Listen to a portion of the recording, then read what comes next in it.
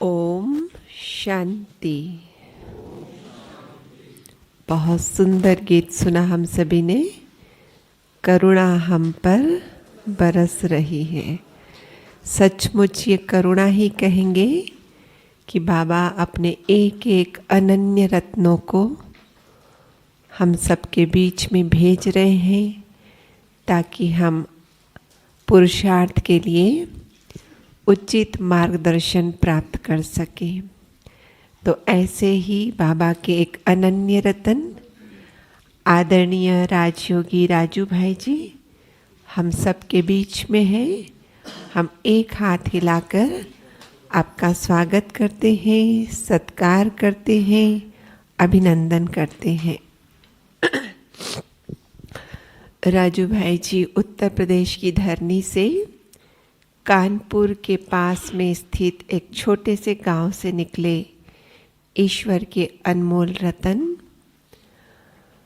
बाल्यकाल से ही चूंकि आपके घर में ईश्वरीय गतिविधियां आरंभ हो गई थी, सौभाग्य मिला अलौकिक पढ़ाई पढ़ने का। लौकिक अलौकिक पढ़ाई पढ़ते पढ़ते बड़े हुए और 71 में पहली बार मधुबन धरनी में कदम रखा और अगले ही वर्ष 72 में पुनः मधुबन धरनी पर आए और जीवन सेवाओं के लिए समर्पित किया। कुछ वर्ष तो विविध सेवाओं में अपना योगदान दिया। फिर 76 में बाबा ने निमित्त बनाया एक विशेष सेवा के लिए। कौन सी सेवा होगी? हाँ, मुरली डिपार्टमेंट आपको दिया गया। जो मुरलियाँ सिंधी में होती थी उसे हिंदी में टाइप करवाना और फिर सभी सेवा केंद्रों पर पोस्ट करना। और वो सेवा उस समय से आज दिन तक आप बखूबी निभा रहे हैं अच्छी तरीके से। चाहे कितनी ही मोबाइल में मुरलियाँ पढ़ लो, लेकिन जब वो लिखत में आती है, हाथ में कागज होता है, तो उसका मज़ा कुछ और ही होता है। तो इस मुरली की सेवा के साथ साथ आप मधुबन का स्टेशनरी का भी कार्यक्रम देखते हैं, मतलब उस डिपार्टमेंट देखते हैं, फोटोकॉपी का भी देखते हैं और साथ साथ दादियों के पास जो पत्र आदि आते हैं उनका भी रिस्पांस दादियों की राय से लिखते हैं। पत्र पुष्प भी आप सभी तक पहुंचता रहता है। और इसके साथ साथ ग्रामीण विकास प्रभाग के आप वाइस चेयरपर्सन भी हैं और जिस प्रभाग के अंतर्गत एक नया कंसेप्ट दिया गया, शाश्वत यौगिक खेती, जिसके दरमियान बहुत अच्छी योग के प्रयोग किए जा रहे हैं और बहुत अच्छी उसकी रिजल्ट्स आ रही हैं। और चूँकि आपको कारोबार मुख्य रूप से मुरलियों का है, सारा ही समय आपकी उंगलियां उस टाइपराइटर पर मुरलियां टाइप करने के लिए ही थिरकती रहती है, नृत्य करती रहती है, तो बुद्धि में भी मुरली ही रहती है। और इसलिए वो एक कौन सा एपिसोड अनमोल रतन करके, अमूल्य रतन, हाँ, जिसमें टॉक शो है, बाबा की मुरलियों के आधार से क्वेश्चन और फिर आप आंसर करते हैं, उसके भी करीब 1000 एपिसोड आपने बनवा लिए हैं। तो बाबा तो कहते हैं मुरली से प्यार यानी ही मुरलीधर से प्यार। तो कितना प्यार करते होंगे बाबा? हाँ, सारा ही दिन मुरली मुरली मुरली। तो बहुत अच्छा आपका चिंतन चलता है मुरलियों पर और साथ साथ बहुत अच्छी योग की गहरी अनुभूतियाँ भी करते हैं। और इसी कारण आप देश भर में भ्रमण करते हैं भट्टियाँ कराने, ताकि हमारा ब्राह्मण परिवार भी लाभान्वित होता रहे। तो आज हमारे बीच में है। आज हम आपसे लाभ लेंगे कौन से विषय पर? फ्लोलेस बनने का पुरुषार्थ, जो आज के वरदान में था, अर्थात बेदाग बनने का पुरुषार्थ हम कैसे करें। आदरणीय भ्राता जी।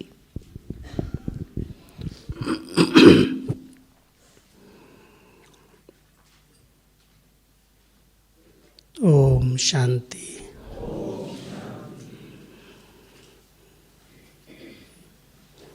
बाबा के इस बेहद घर में, विशेष मधुबन की इस तपोभूमि में योग लगाने की मेहनत नहीं करनी पड़ती, योग सहज लग जाता है।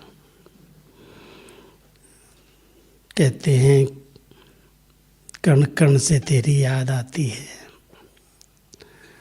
तो मैं समझता हूँ आप सभी, कईयों को तो पहली बार ही मधुबन इस भूमि पर रहने का चांस मिला होगा।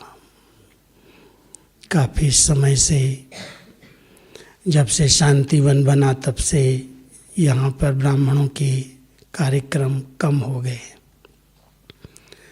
पहले तो बाबा यहीं आते थे और सभी बाबा के बच्चे ओम शांति भवन 94 तक यहाँ ही आते रहे।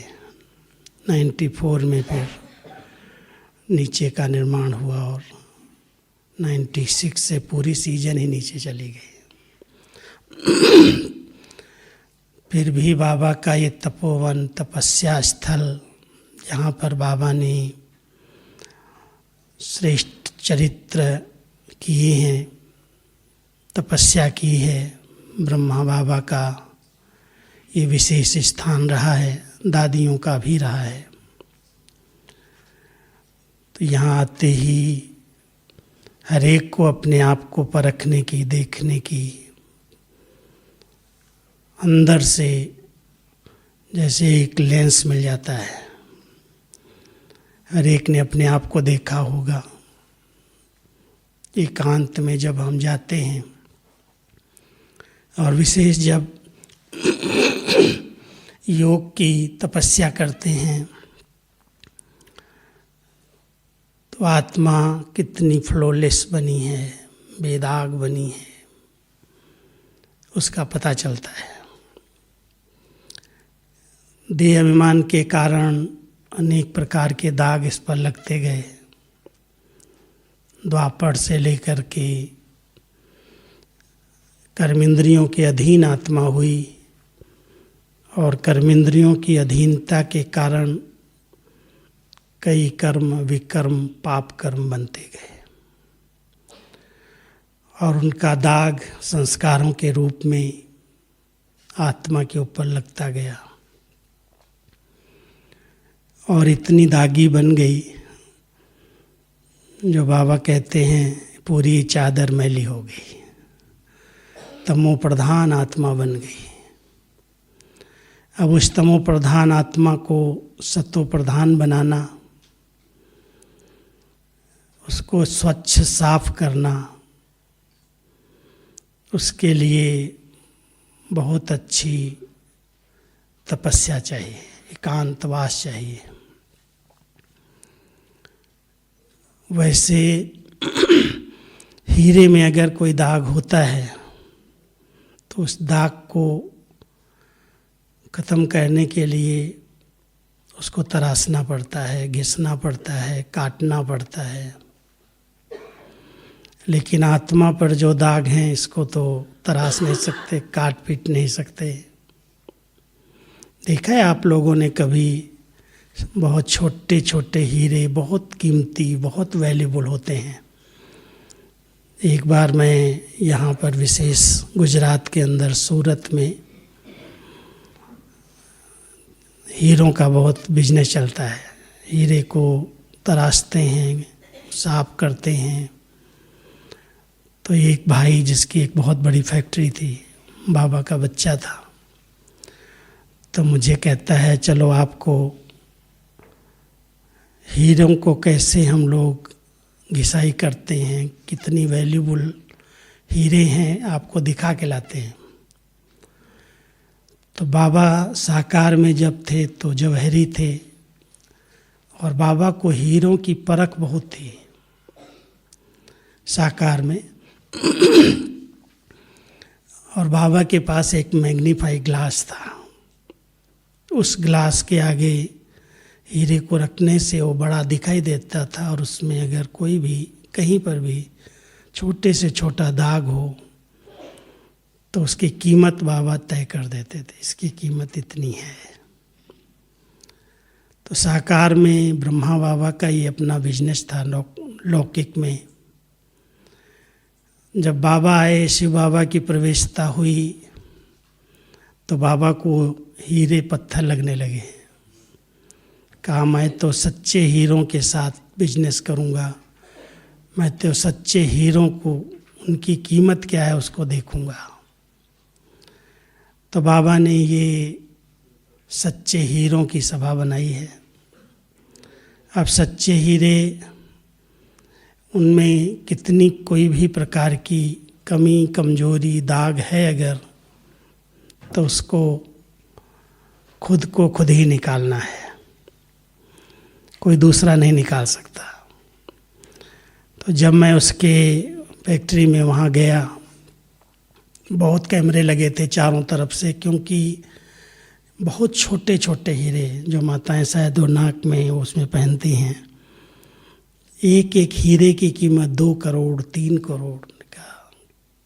फिर कहता है इसकी कीमत हम लोग कैसे तय करते हैं, चलो आपको दिखाते हैं। तो आजकल तो कंप्यूटर युग है, तो उसने कंप्यूटर के आगे उस कैमरे में रखा सामने, और इतनी छोटी सी बिल्कुल एक पॉइंट जैसा हीरा और इतना बड़ा बड़ा दिखाई देने लगा।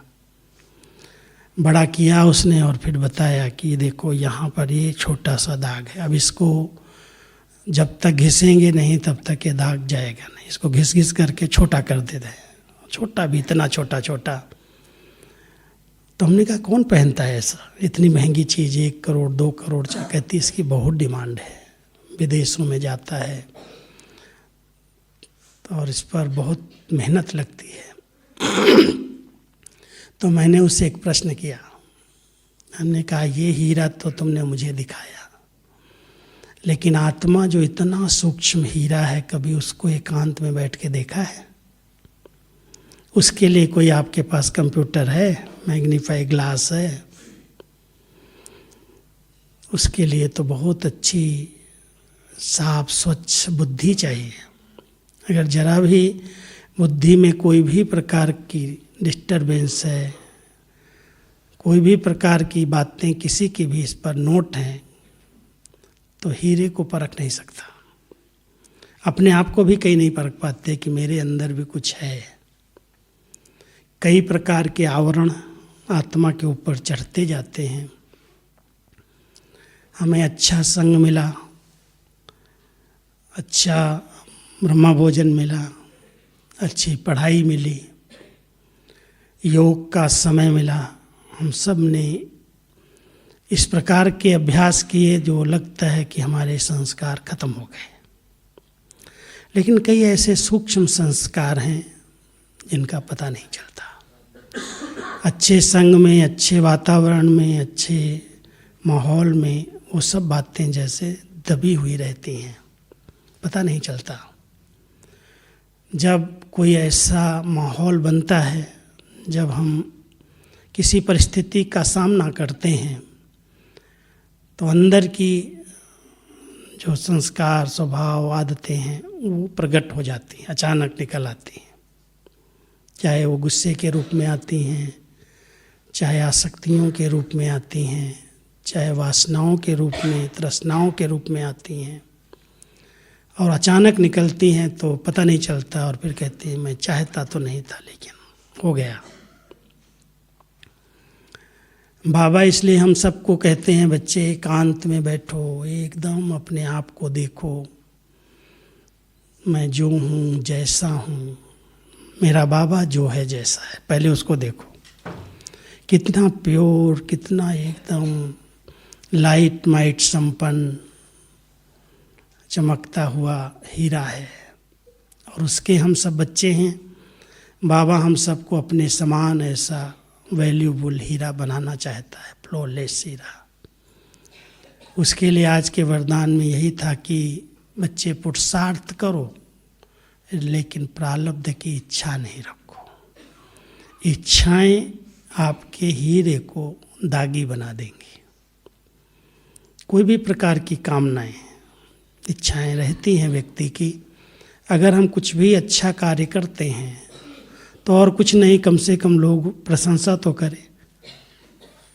हमने तन मन धन समय बाबा के कार्य में लगाया, सब कुछ सफल किया है, तो एक आंतरिक इच्छा ये रहती है कि कम से कम बड़ों को पता चले, हमें स्टेज पर बुलाया जाए, हमने इतनी मेहनत की, इतना पुरुषार्थ किया, इतना सब कुछ किया है, तो कुछ तो नाम मान शान मिलना ही चाहिए। और ऐसी सूक्ष्म इच्छाएं जो हैं, अगर वो पूर्ति हो गई तो ठीक, और नहीं होती है तो खुशी गायब हो जाती, उमंग उत्साह खत्म हो जाता, आगे करने की जो भावनाएं हैं वो भी टूटने लगती कि लोग तो हमें पहचानते ही नहीं हैं, मैं इतना सब कुछ करता हूँ। तो आज बाबा ने बहुत अंडरलाइन कराई है कि कोई भी पुरुषार्थ करते हो, कोई भी कर्म करते हो, तो वो कर्म के फल की इच्छा नहीं रखो। इच्छा कभी भी अच्छा बनने नहीं देगी। ये भी एक बहुत बड़ा दाग है, जो दाग पर दाग लगता जाता है। और बहुत सूक्ष्म रीति से वो इच्छाएं अगर एक पूरी भी होती है तो दो और खड़ी हो जाती हैं। इसलिए बाबा हम बच्चों को बहुत अटेंशन खिंचवाते हैं कि बच्चे एकांत में बैठ कर के अपने आप को देखो। मैं आपको आज अपनी दादी जी का एक पुरुषार्थ सुनाता हूँ। क्लासेज में शायद सुना होगा, आजकल ऑनलाइन सुनते हैं आप सभी। कुछ समय दादी जी अपने गहन पुरुषार्थ में लग गई। 2 साल 3 साल तक मैंने देखा, 2005 से 2007 तक सारे कारोबार को जैसे समेट लिया करती थी। हम लोग जब जाते थे, कोई काम पूछते थे, बोलती थी, उत्तर देती थी, नहीं तो आंख बंद ऐसे बैठी रहती शांति से। तो एक दिन मैं तो पांडव भवन में यहाँ ही रहता था और दादी शांतिवन में थी, अपने क्वार्टर में बैठी थी। तो मैं ऊपर से नीचे गया तो देखा दादी ऐसे बहुत गहरी कोई साइलेंस में आंख बंद करके बैठी हैं। तो पहले तो सोचा बैठने दो, नहीं छेड़ता हूँ, लेकिन मेरा कुछ ज़रूरी काम था। और कोई भी कार्य दादी से अगर पूछ लेते थे तो करना सहज हो जाता था, हाँ और ना में जवाब मिल जाता था। तो सोफे पे बैठी थी, बड़े सोफे पर, मैं भी बाजू में जाके बैठ गया। काफ़ी समय तक मैं दादी की तरफ देखता रहा। हमने कहा ये क्या कर रही हैं, जरा भी अटेंशन नहीं गया कि कोई मेरे बाजू में आके बैठ गया। काफ़ी समय के बाद मैंने देखा है तो नीचे आ ही नहीं रही है, तो मैंने ऐसे हाथ हिलाया। हमने कहा दादी दादी, ऐसे किया। तो दादी ने ऐसे आँख खोली, बोलो बोलो कुछ काम है, क्या कहना है कुछ। तो हमने कहा दादी आप क्या कर रही थी इतना समय, कहाँ थी। तो बोलती बताऊँ। मैंने कहा हाँ दादी बताओ।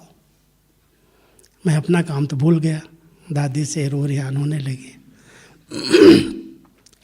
तो दादी ने अपना हाथ ऐसे किया, राइट हैंड ऐसे लिया और कहती है मैं आज अपने हीरे को हथेली पर रख करके अपने तीसरे नेत्र से देख रही थी कि अभी भी कोई ऐसा दाग तो नहीं है।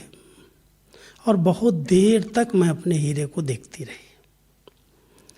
देखते देखते सामने ऐसे बाबा आ गए। कहते बच्ची क्या देख रही हो। मना अंदर की बाबा से रूह रिहान उनकी। तो दादी कहती है बाबा मैं अपने हीरे को देख रही हूँ, अभी तक कोई फ्लो तो नहीं है, कोई दाग तो नहीं है। तो बाबा मुझे कहता है अरे बच्ची ये तो बिल्कुल बेदाग हीरा है, कोई दाग नहीं है। और बड़ी खुशी से जवाब दिया दादी ने, दादी बेदाग हीरा, हाँ बिल्कुल बेदाग, बाबा का सर्टिफिकेट मिला है। और इतना खुश, इतना अंदर से जैसे बिल्कुल तृप्त आत्मा, भरपूर, कुछ नहीं चाहिए, फ्लॉलेस हीरा है। तो मुझे लगा कि अभी ये दादी संपन्न बन रही हैं, संपूर्णता के पुरुषार्थ में लगी हुई हैं। ब्रह्मा बाबा के बारे में भी आप सबने सुना होगा कहानियों में कि 1 साल पहले बाबा ने एक संदेशी को बोला कि तुम वतन में ब्रह्मा बाबा को देखती हो, क्योंकि संदेशियाँ ऊपर भी बाबा को देखती थी, नीचे तो था ही साकार में। तो कहा हाँ बाबा, ऊपर मिलते हैं बाबा हमको, संपूर्ण ब्रह्मा बाबा। तो बच्ची उसको देख करके आवाज़, उसमें और इसमें कितना अंतर है। तो संदेशी गई ट्रांस में, बाबा के सामने ही गई और थोड़ी देर में आई वापस। तो कहने लगी बाबा उसकी जो चमक है ना वो बहुत चमकीला है, बहुत सुंदर लगता है, बहुत उसके अंदर लाइट है, इसमें थोड़ी कम है। अच्छा बच्ची ठीक है। उसके बाद जो बाबा ने विशेष पुरुषार्थ किया, आप सबको मालूम होगा, बाबा अपनी इस आयु में भी बच्चों के साथ बैडमिंटन खेलते थे, जो शांति स्तंभ है यहाँ पर। बाबा बच्चों के पत्रों को बहुत प्यार से सब पढ़ते थे, कोई आता था उनको गोद लेना, उनको समाचार पूछना, उनको हर प्रकार की पालना भाषना देना। बाबा ने धीरे धीरे अपने आप को बिल्कुल एकांतवासी बना लिया, सब बातों को समेटने लगे। जो आज बाबा के विस्तार में, बाबा के आगे कोई बात करो, बाबा सुनते हुए जैसे नहीं सुन रहा है। अच्छा बच्ची क्या कहा, क्या कहा, ऐसे विस्तार को एकदम सार में ले लिया। और जब योग करने लगे तो हिस्ट्री हॉल के अंदर एक घड़ी थी बाबा के सामने, और हिस्ट्री हॉल बना हुआ था। तो घड़ी में एक चिड़िया आती थी, चूं चूं करती, घंटे बजाती थी। लेकिन बाबा को इतना एकांत अच्छी लगने लगी, बाबा ने कहा बच्ची इस बच्ची को बंद कर दो, इसको निकालो यहाँ से। चिड़िया की चूं चूं की आवाज़ भी नहीं चाहिए। सवेरे सवेरे उठ कर के 3:30-4 बजे, यहाँ पहाड़ी थी जहाँ भाई साहब का, निर्भय भाई का ऑफिस है, यहाँ पहाड़ था, चट्टान थी, उस पर आके खड़े होकर के योग की दृष्टि देते, बच्चे घेर लेते थे। बहुत गहरा एकांत का, तपस्या का पुरुषार्थ किया। और 1 साल तक अंतर्मुखी, बिल्कुल सब बातों से न्यारे प्यारे। मुरली के अंदर जो गीत बजवाते थे, बच्चे बंद करो गीत की आवाज़, क्या आवाज़ में क्यों आते हो, गीत की क्या ज़रूरत है, ज्ञान मार्ग में गीतों की क्या ज़रूरत है, गीत बंद करवा दिए। सवेरे सवेरे मुरली के पहले कुछ दादियाँ बाबा के पास जाती थी, बाबा गुड मॉर्निंग। बच्चे क्यों आवाज़ में आते हो, अंदर से भी गुड मॉर्निंग हो सकती है ना। आवाज़ से बिल्कुल बाबा परे हो गए, और परे एकदम तपस्या में लग गए। हर व्यक्त बातों को उन्होंने समाप्त किया, और करीब 1 साल तक ऐसा पुरुषार्थ किया। फिर उसी संदेशी को बुलाया, कहा अब जाओ, देखो ऊपर और इधर क्या अंतर है। तो वो संदेशी फिर गई कुछ समय पहले, 15-20 दिन पहले ही, और गई तो बेचारी वो देखे ऊपर वाले को, नीचे वाले को, ऐसे तो दोनों समान दिखाई दे। तो वो बोली नहीं, लेकिन रोने लगी। तो उसको ये लगा कि अभी ये बाबा चला जाएगा, इसलिए कुछ नहीं बोली। तो बाबा समझ गए, अच्छा बच्ची अब किसी को कहना नहीं, कुछ भी बताना नहीं, चुप रहना। और बाबा को पता चल गया कि अब तो आत्मा बिल्कुल प्योर, शुद्ध, फ्लोलेस बन गई है, कोई भी फ्लो नहीं देहमान का है। तो मेन तो देहमान का ही फ्लो है ना, जिस देह में हम रहे हैं इतने समय, इसके साथ पार्ट बजा रहे हैं। कोई भी प्रकार की आकर्षण विकर्षण, दैहिक दृष्टि, वृत्ति, कृत्ति जो भी है, अचानक निकल आती है, देह पर दृष्टि चली जाती है। कभी कुछ किया, मैं आ जाता है कि मैं कर रहा हूँ, मैं समझदार हूँ, मैं बुद्धिमान हूँ, मैं आ जाता है। सबसे बड़ी मैल तो मैं की ही है ना, मैं किया, मेरे की। बाबा ने उस मैं और मेरे को जड़ से समाप्त किया। ये जो 3 बातें बाबा कहते हैं ना, निराकारी, निर्विकारी, निरहंकारी, इसका गहरा पुरुषार्थ किया। आत्मा को देखने का अच्छा पाठ हर मुरली के अंदर, बच्चे अपने को आत्मा समझकर मुझे याद करो। 68 की सारी मुरलियाँ जो चली हैं ये सब उसी से संबंधित गीत नहीं है। और बाबा के वो शब्द हैं, बच्चे अपने को आत्मा समझकर मुझे याद करो।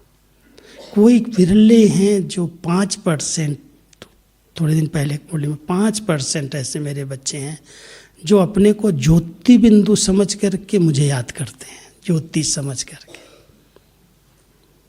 ऐसा गहरा प्रसाद बाबा ने किया, तब आत्मा फ्लॉलेस बनी। तो हम सब तो चल रहे हैं, ठीक है, एक दूसरे को देख के कहते हैं कौन बना है, बन जाएंगे, समय है। अलवेलेपन की कई बार लहर होती है, किसने देखा है, कितना समय और है। लेकिन बाबा ने हर समय यही ध्यान दिया। मम्मा का तो एक स्लोगन ही था, हर घड़ी अंतिम घड़ी है, काल और कल का कोई भरोसा नहीं है, कभी भी आत्मा को इस शरीर से जाना है, निकलना है। तो उसके पहले ही हमको पुरुषार्थ करना है संगम पर, अगला जन्म लेके थोड़ी कर पाएंगे। तो बाबा अपने बच्चों को विशेष अटेंशन खिंचवाते हैं कि बच्चे चेक करते रहो, कहीं भी किसी भी प्रकार का। 5 विकारों का रूप तो बहुत बड़ा है, उसको तो ब्राह्मण बनते ही हम सब जीतने का पुरुषार्थ करते हैं।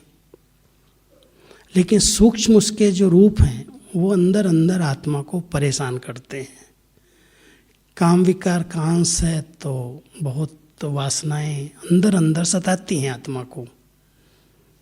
युद्ध चलती है, मेहनत लगती है, संस्कार है, अचानक निकलता है, सपनों में आता है, संकल्पों में आता है।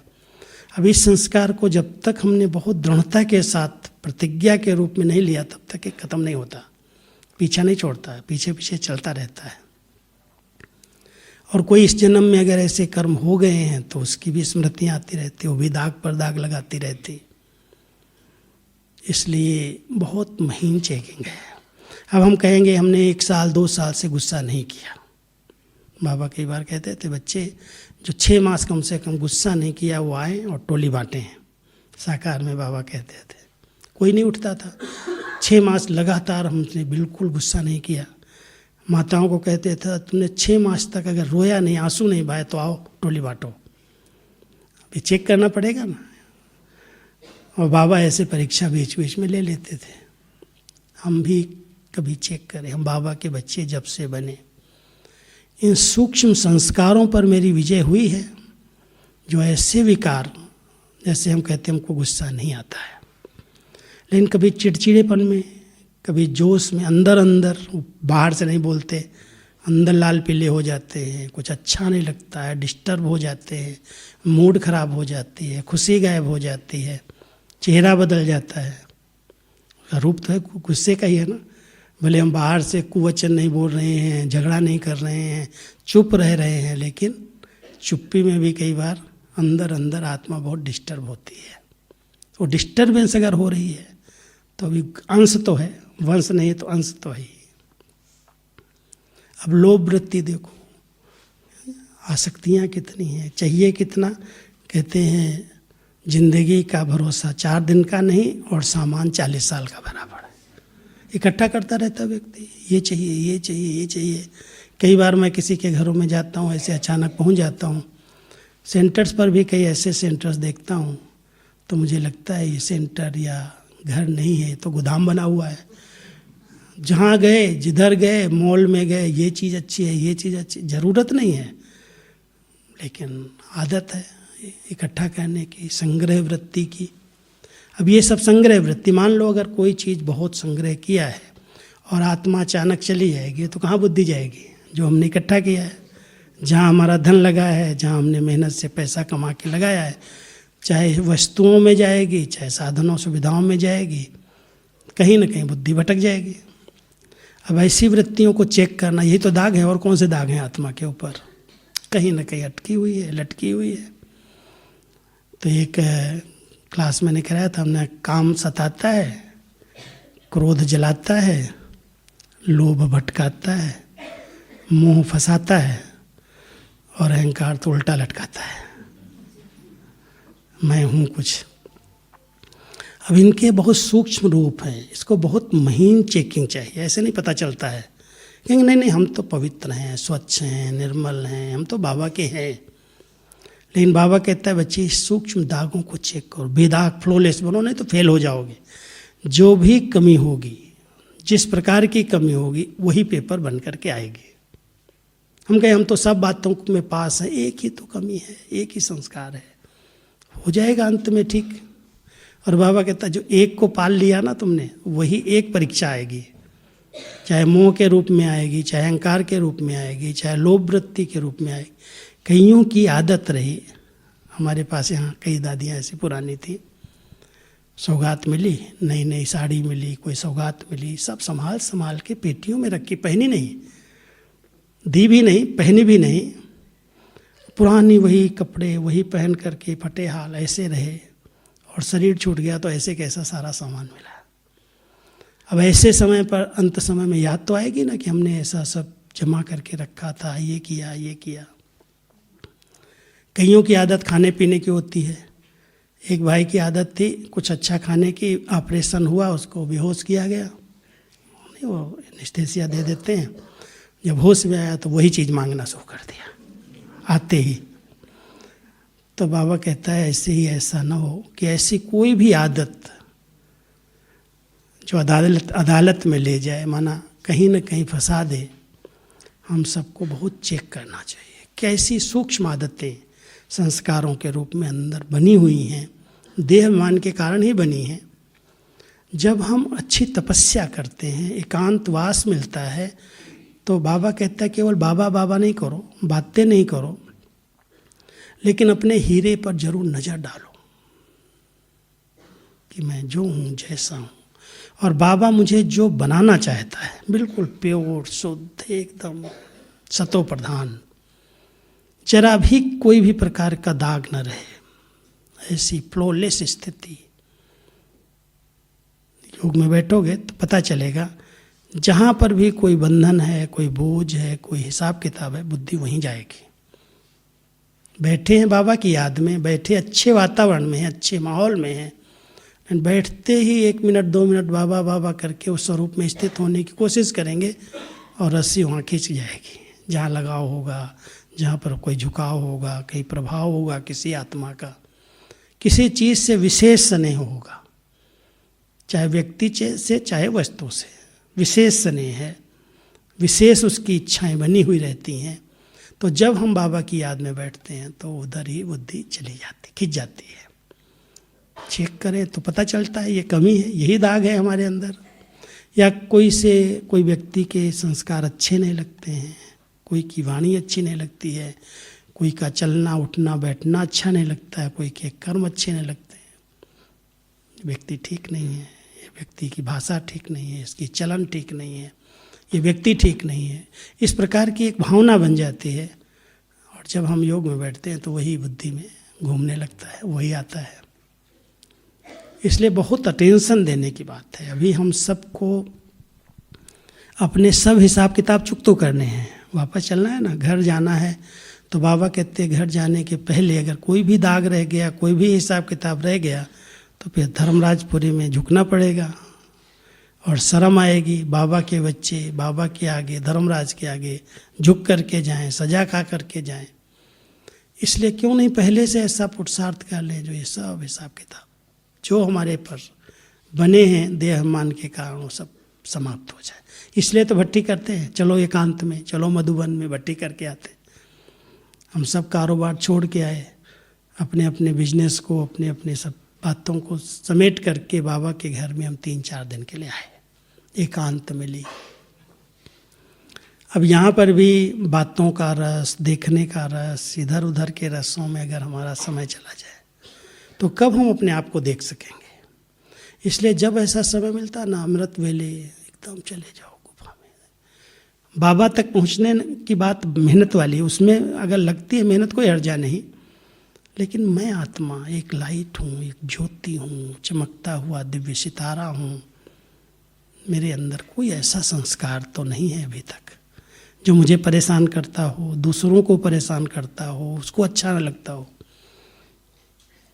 चेक करना चाहिए, और बहुत सूक्ष्म चेकिंग करेंगे तो बाबा कहता चेक करो लेकिन दिल शिकस्त नहीं हो जाना। ये दिल शिकस्त होने की बहुत बड़ी बीमारी है।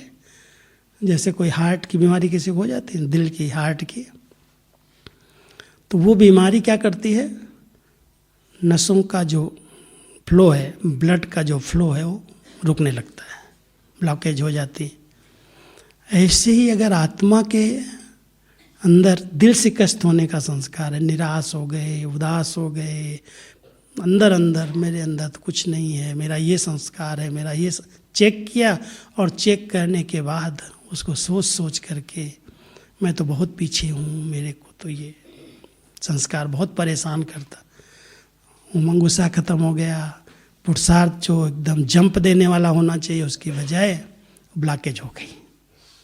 बाबा कहता है दिल शिकस्त की बीमारी है, इससे बचना, इसलिए चेक जरूर करो, लेकिन चेक करने के साथ साथ संकल्प करो कि इसे चेंज करना है, दृढ़ता का संकल्प ले करके उसको हमने समाप्त करना है। उसके लिए कुछ भी करना पड़े, कुछ मेहनत करनी पड़ेगी, कई बार कोई व्रत लेना पड़ेगा, उपवास करना पड़ेगा। भले बाबा भोजन के लिए कहता है, अरे जीव घात क्यों करते हो उपवास करके, आज खाना मुरली में, ये नहीं करना। लेकिन बाबा अपने बच्चों को कहते हैं, बच्चे अगर कोई भी अनुभव नहीं होता, कोई भी ऐसा संस्कार है, उसको खत्म करने के लिए अच्छी तपस्या करो, संकल्प करो, जब तक कि अनुभव नहीं होगा तब तक मैं यहाँ से नहीं हिलूंगा, बैठ जाओ बाबा के आगे, अपने आप धीरे धीरे वो समाप्त होगा। नहीं तो इतनी जल्दी इतने समय के संस्कार जो पक्के हो गए हैं, जड़ में चले गए हैं, उनको निकालना मेहनत है।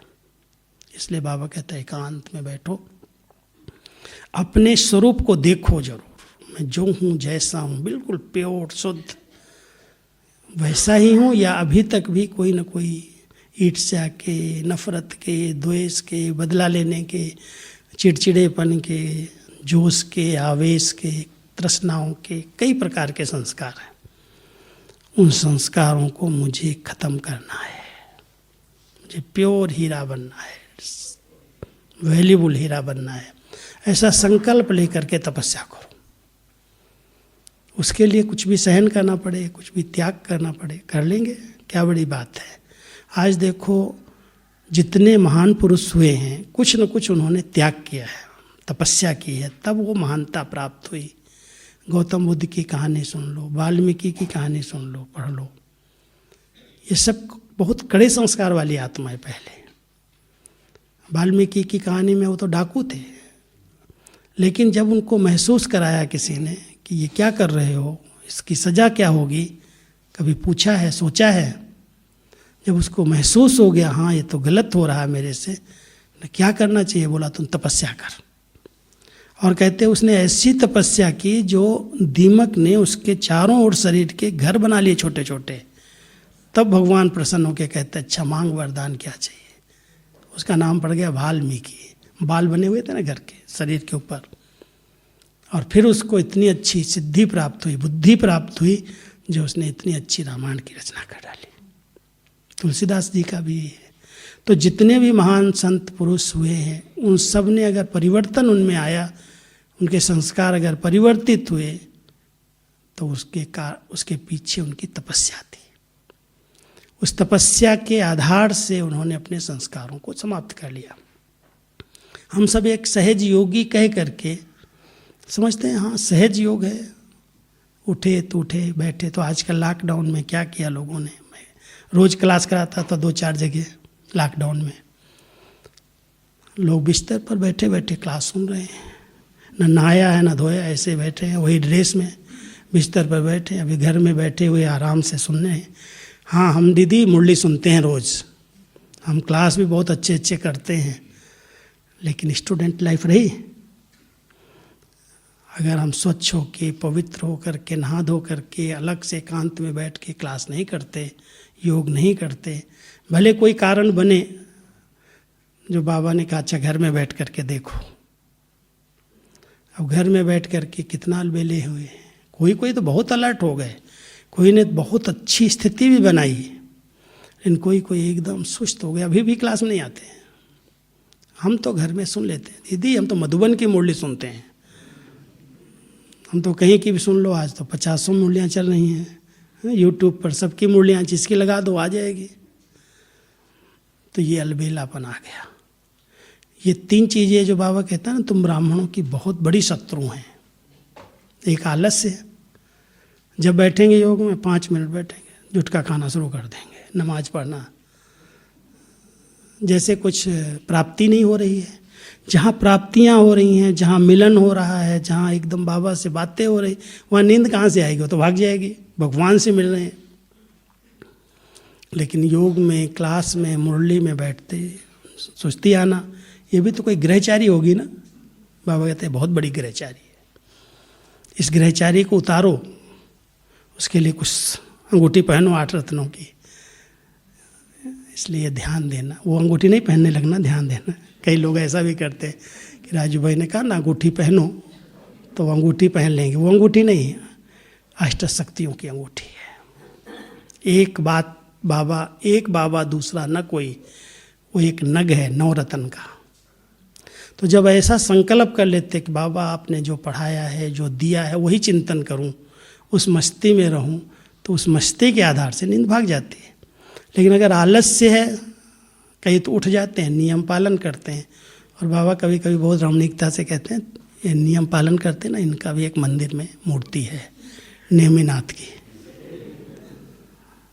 ऐसे नेमिनाथ नहीं बनना, नियम के अनुसार चलो, क्लास कर लिया, योग कर लिया, लेकिन कुछ प्राप्ति होनी चाहिए। बाबा से मिलन, उनसे रूह रिहान, उनसे वरदान, उनसे शक्तियाँ मिलनी चाहिए, हमारे में परिवर्तन आना चाहिए। योग का अर्थ क्या है? योग लगा रहे हैं, 10 साल हो गए, 20 साल हो गए, योग लगा रहे हैं, ज्ञान में चल रहे हैं, लेकिन संस्कार जैसे के तैसे और भी कड़े होते जा रहे हैं। माना योग यथार्थ नहीं है, समझा नहीं योग को। इसलिए बहुत एकांत में बैठ करके ऐसा संकल्प करो कि सबसे पहले तो आलस से भाग जाए, अलर्ट हो करके एकदम बाबा में खो जाओ, मगन हो जाओ। दूसरा अलबेलापन, ठीक है, बन जाएंगे, हो जाएगा। अभी कौन बने, 8 ही तो पास होने वाले हैं, बाकी मेरा भी तो नंबर कहाँ आएगा।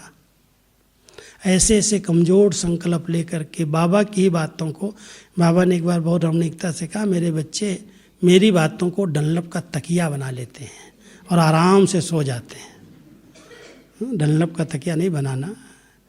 बाबा कहता चेयर रेस चल रही है, अभी भी कोई सीट फिक्स नहीं है, 2 के सिवाय और कोई आउट नहीं है कि इसके बाद ये बनेगा।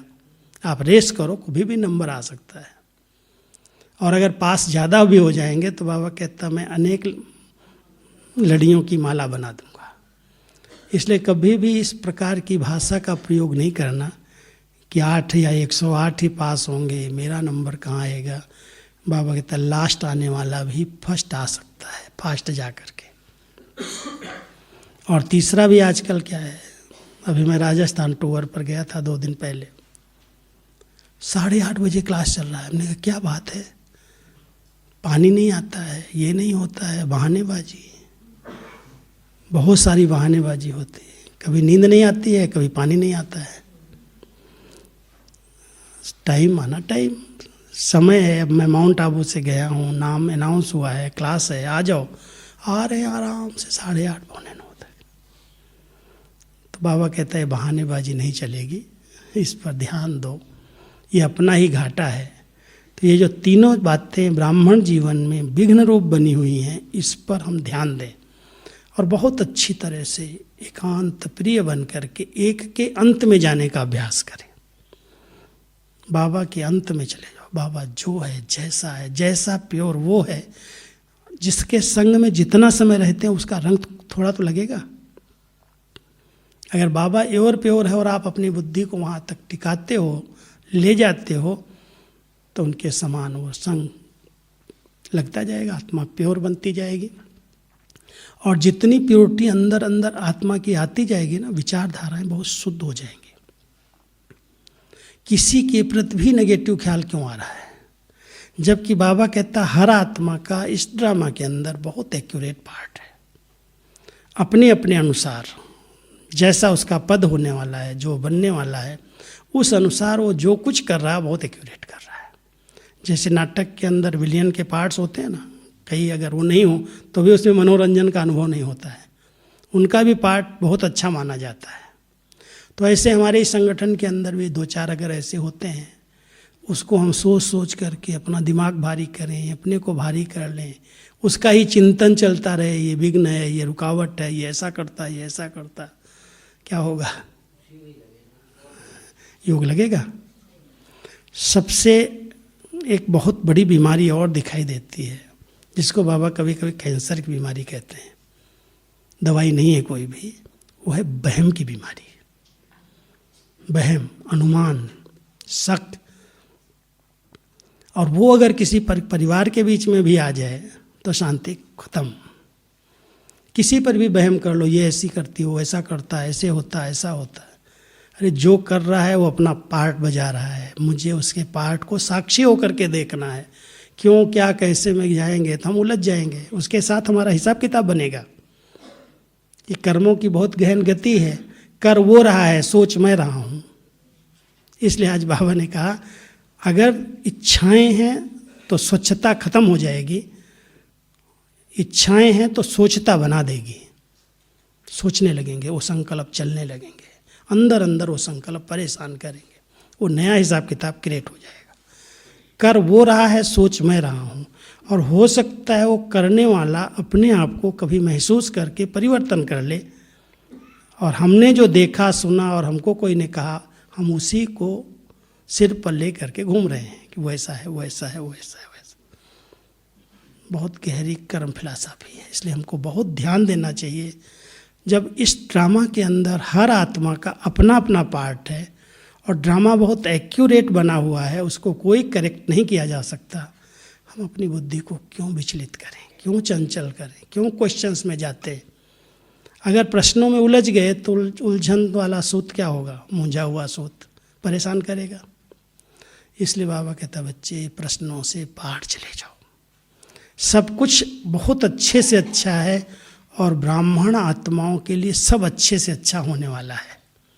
सिर्फ अपने संकल्पों को बहुत सकारात्मक बनाओ, बहुत अच्छे से अच्छे विचार चले।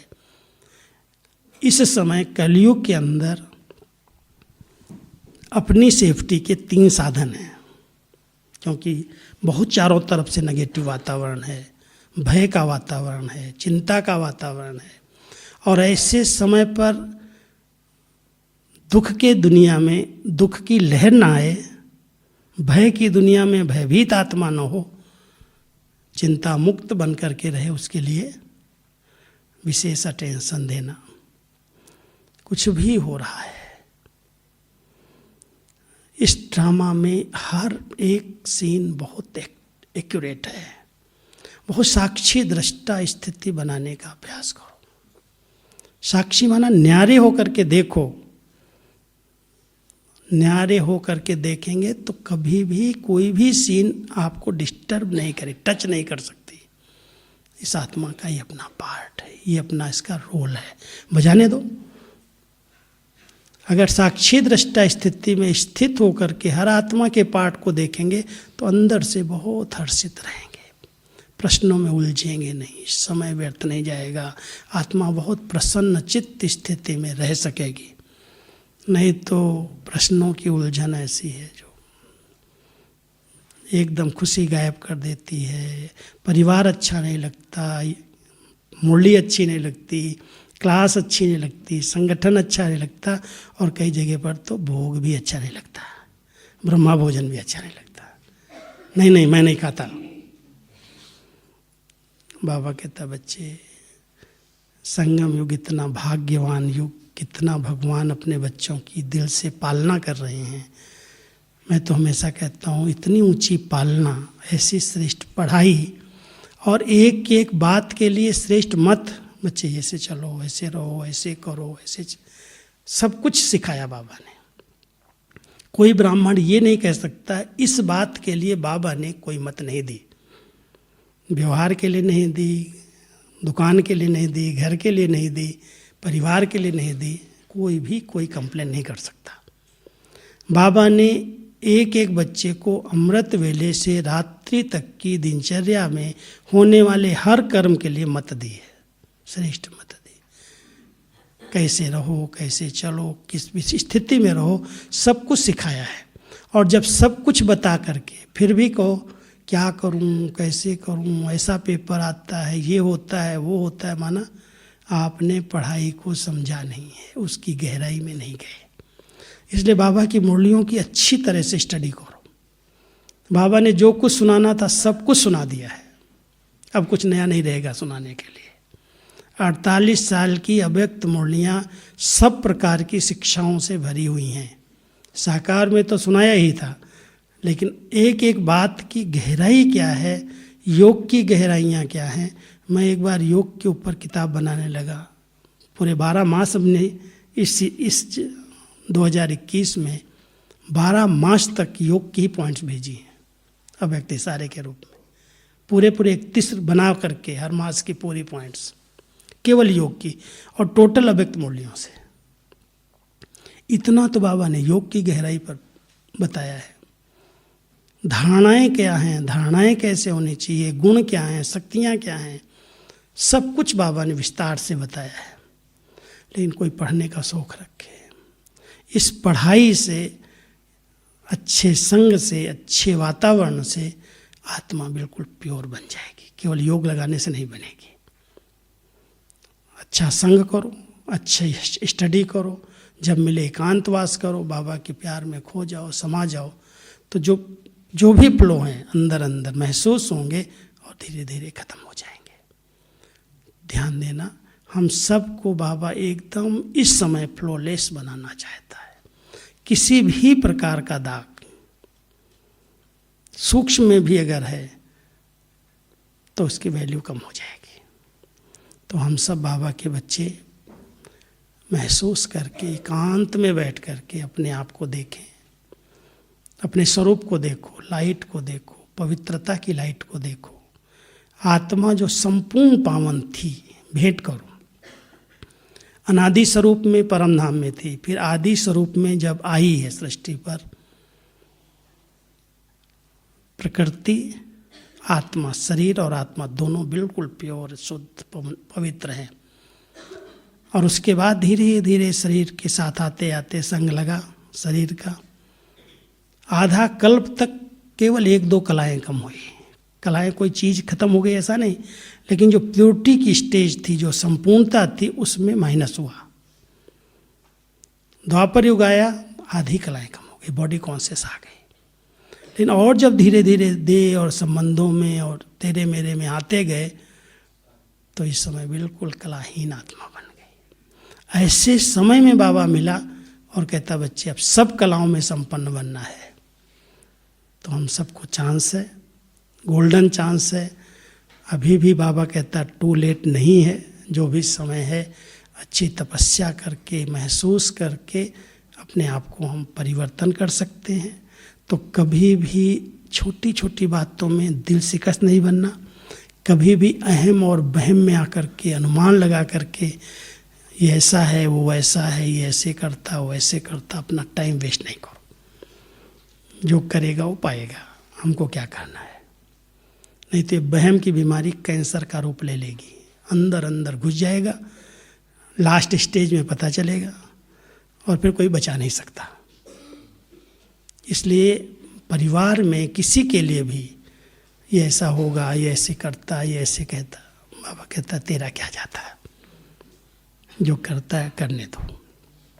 तुम बहम नहीं करो, अनुमान नहीं लगाओ, अपनी स्थिति को अच्छा बनाओ। नहीं तो कहते हैं इस बीमारी की दवाई तो किसी भी वैद्य के पास नहीं है।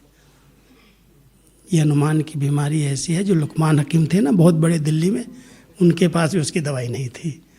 और इससे हमारी खुशी गायब होती है, शक्तियाँ नष्ट होती है, शांति तो रहती नहीं। घर में भी अगर बच्चे पर, पत्नी पर, बच्ची पर कोई शक कर लो, गई खुशी, गई शांति। रोज़ झगड़ा होगा, रोज़ एक दूसरे से मन मुटाव होगा, ठीक है, उसका पार्ट है, जो कर रहा है कर लेने दो। अपने आप को महसूस करे, परिवर्तन करे, वो अलग बात है। आप उसको महसूस करा के परिवर्तन करोगे तो कभी नहीं होगा। इसलिए बाबा कहता बच्चे कभी कभी ठोकर भी ठाकुर बना देती है, लगने दो ठोकर उसको एक बार। इसलिए ज़्यादा अपनी स्थिति को बिगाड़ो नहीं। अगर कोई गलत कर रहा है, हो रहा है, लग रहा है, और आप सोच सोच करके दुखी हो रहे हो, परेशान हो रहे हो, तो बाबा कहता तुम अपना समय गंवा रहे हो। उसको ठोकर लगेगी, अपने आप ठाकुर बनेगा, सुधरेगा। बिल्कुल हल्के हो जाओ, निश्चिंत हो। उस आत्मा का यही पार्ट है, उस पार्ट को बजाने दो। अगर आपकी बहुत शुभ भावनाएं हैं तो योग का दान दो, शुभ भावनाएं उसके लिए रखो। सब कॉन्शियस माइंड में जब सोया हुआ हो तो अपनी अच्छी वृत्तियों से सुधर जाए, ये परिवर्तन हो जाए, इसका ये संस्कार खत्म हो जाए, योग का दान दो। बाकी क्यों कर रहा है, इसको ऐसे नहीं करना चाहिए, तो कुल का कलंक है, कई अपशब्द सोच करके बोल करके उसको श्रापित कर रहे हैं। ये बहुत बड़ा श्राप उसको लग जाता, और सुधरने वाला अगर होगा भी तो भी नहीं सुधरेगा। इसलिए हम सबको बहुत ध्यान देना चाहिए। ये तो सुधरेगा नहीं, ये तो बदलेगा नहीं, ये तो है ही ऐसा, कहाँ से पैदा हो गया, नहीं होता तो अच्छा था। इस प्रकार के संकल्प पवित्र ब्राह्मण आत्माओं को नहीं करने हैं। सब अच्छा है, सब अच्छे हो जाएंगे। शुभ भावना तो रखो, आज नहीं तो कल बदलना है ही हर एक को। कहाँ जाएगा, प्यार से बदले या मार से बदले। भगवान कहता मैं सबको सुधार के ले जाने वाला हूँ, ले तो जाएगा ना सबको। इसलिए कभी भी कोई के प्रति अपनी स्थिति सोच के नहीं बिगाड़ो। सोच करके हम बिगाड़ रहे हैं, वैसा चल रहा है, वैसा हो रहा है। अरे वर्णन करेंगे तो ऐसे सुनाएंगे जैसे पूरी कहानी सुना देंगे। बाबा कहता बच्चे फुल स्टॉप लगाओ, अभी संकल्पों को फुल स्टॉप लगाने का अभ्यास करो। चलते हुए ऐसे ऐसे चल रहे हैं, रोक लो, मोड़ो। सिर्फ रुक नहीं जाना, दो शक्तियाँ चाहिए। ऊंची चढ़ाई पर अगर कोई गाड़ी को ले जा रहे हो तो केवल ब्रेक नहीं है, ब्रेक जरूरी है, लेकिन ब्रेक के साथ उसका हैंडल ऐसा चाहिए जो मोड़ सको आप। मोड़ोगे तब तो मंजिल पर पहुंचोगे। खड़े कर दिया ब्रेक, गाड़ी को ब्रेक लगा करके, तो मंजिल पर कैसे पहुंचोगे। तो ड्रामा की ढाल, ड्रामा का ज्ञान फुल स्टॉप लगवाता है, लेकिन ड्रामा हूबहू रिपीट हो रहा है और बहुत अच्छे से अच्छा है, वो हमें हैंडल देता है कि बच्चे इधर से मोड़ लो, इधर चले जाओ। अपनी मंजिल को पाने के लिए कोई भी पहाड़ आ जाए सामने तो भी ब्रेक नहीं लगाना, मोड़ करके पार कर देना। ब्राह्मण जीवन में कई परिस्थितियाँ, कई विघ्न, कई संस्कार, कई हिसाब किताब आएंगे। क्यों आ गया, कहाँ से आ गया, मैंने तो सोचा ही नहीं था, मैंने तो ऐसा कुछ किया भी नहीं था। बाबा कहता है इसमें उलझो नहीं, आ गया है पहाड़, कोई पिछले जन्मों का हिसाब किताब आया है। आप अपनी ब्रेक को पावरफुल बनाओ, पहले ब्रेक लगाओ और फिर मोड़ करके ऊपर चढ़ जाओ। ठीक है, तो ऐसी स्थिति बनाना। और जो भी ऐसे सूक्ष्म दाग हैं, संकल्प करके बाबा के आगे बैठो। बड़ी अच्छी विधि है, बाबा के आगे ऐसे बैठ जाओ। एक गीत है ना, बाबा तुझे देखता रहो, ऐसे देखते रहो बाबा को।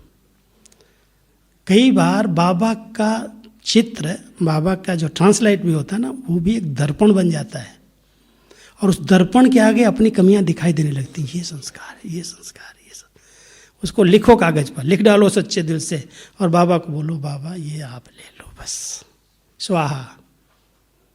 अगर शक पड़ता कोई पढ़ न ले, कोई देख न ले, उठाओ कागज को, बाबा की भंडारी में आग के सवाल हवाले कर दो, स्वाहा। कोई को पढ़ाने की भी जरूरत नहीं, देखे भी नहीं। लेकिन सच्चाई चाहिए बहुत। अगर सच्चे दिल से लिख करके गहरी महसूसता से आगे नहीं होगा, आगे नहीं होने देंगे, संकल्प पक्का है, तो वो परिवर्तन हो सकता है, नहीं तो परिवर्तन नहीं होता।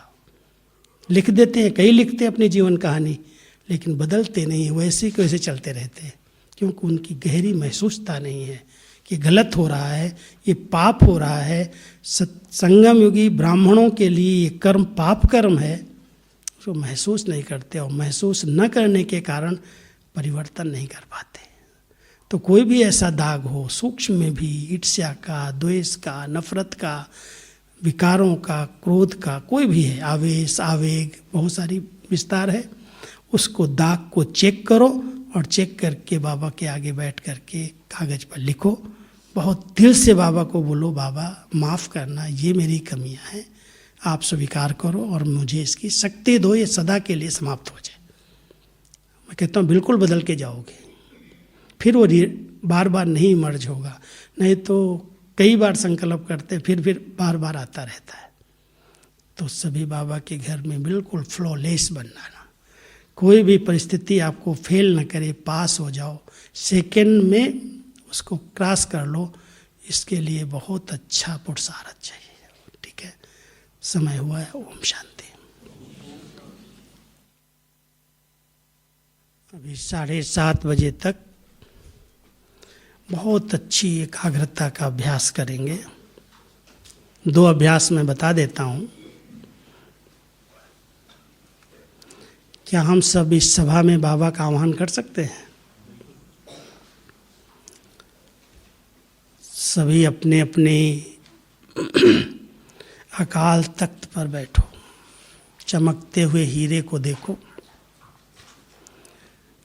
और अव्यक्त वतन में बाप दादा को उसी लाइट माइट स्वरूप में देखते आवाहन करो। बाबा, ये सिंहासन आपका बहुत प्योर है, शुद्ध है, कोई इसके अंदर किसी भी प्रकार का फ्लो नहीं है। मैं एक बहुत पवित्र शुद्ध आत्मा हूँ। आप मेरे साथ कंबाइंड हो जाओ, मैं आपकी शक्तियों का अनुभव करूं। परम पवित्र बाबा, सर्वशक्तिवान बाबा, सर्व गुणों का भंडार, वो मेरे साथ आकर के कंबाइंड हो गया है। और ये त्रिमूर्ति लाइट, एक मैं आत्मा लाइट हूँ, एक तरफ मेरा शिव बाबा परम पवित्र लाइट है, एक तरफ ब्रह्मा बाबा, वो भी बहुत चमकीला प्योर लाइट है। और इस त्रिमूर्ति लाइट के साथ मैं आत्मा इस भ्रकुटी आसन पर बैठी हुई हूँ, उनकी दिव्य शक्तियों का अनुभव कर रही हूँ। उसी अनुभव में समा जाओ।